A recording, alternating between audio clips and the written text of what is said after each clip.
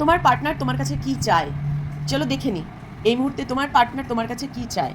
Please universe guide করো। তোমার partner তোমার কাছে স্টেবিলিটি চায়। তোমার পার্টনার চায় ফিনান্সিয়াল যে প্রবলেমসগুলো আছে তোমার কাছে আসলে সেগুলো হয়তো সলভ হওয়ার কোনো আশা থাকে।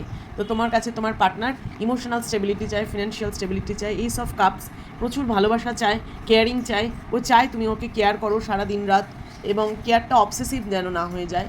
ও চায় তুমি যে বিভিন্ন রকম ইলিউশনে ভোগো সেগুলো থেকে যেন বেরিয়ে আসতে পারো। তুমি বিভিন্ন রকম কাজ নিয়ে ব্যস্ত থাকো, তুমি খুব ক্রিয়েটিভ, এবং কখনো এটা করছো ওটা করছো, ও সেটা চায় না। ও চায় যে তুমি একটা জিনিসের উপর কনসেন্ট্রেট করো, হ্যাঁ, লাভ অ্যাফেয়ার্সে থাকো। এবং 4 অফ কাপস, তুমি যে মাঝে মাঝে স্যাড হয়ে যাও, ডিসঅ্যাপয়েন্ট হয়ে যাও, ওকে নেগেটিভ কথা বলো, সেগুলো ওর ভালো লাগে না। তো ও চায় তুমি সেই জায়গা থেকে নিজেকে বার করে আনো।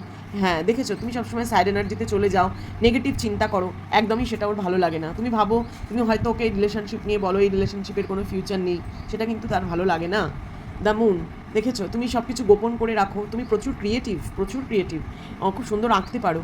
তো এইগুলো সে কিন্তু খুব পছন্দ করে তোমার সাথে, এবং ও চায় যে তুমি যে নেগেটিভ থিঙ্কিংটা করো একদম ভিতরে লুকিয়ে রাখো, কিছু প্রকাশ করো না, ওকে খুলে কিছু বলো না, সেগুলো ওর থেকে বেরিয়ে আসতে। এবং ও চায় তুমি যাতে একটু চেঞ্জেস হও।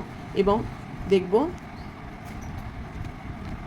হুইল অফ ফরচুন, ও চায় যে তুমি একটু আনন্দ সহকারে সবসময় হ্যাপি থাকো, এবং আনন্দ সহকারে ওর সাথে ঘোরাফেরা করো। কারণ ও চায় না তুমি সবসময় ওকে কথায় কথায় ঝগড়া করো, ওকে জিজ্ঞেস করো কী হচ্ছে, কোথায় যাচ্ছ, কেন করলে, এই যে প্রশ্ন, এই প্রশ্নর বান তার ভালো লাগে না।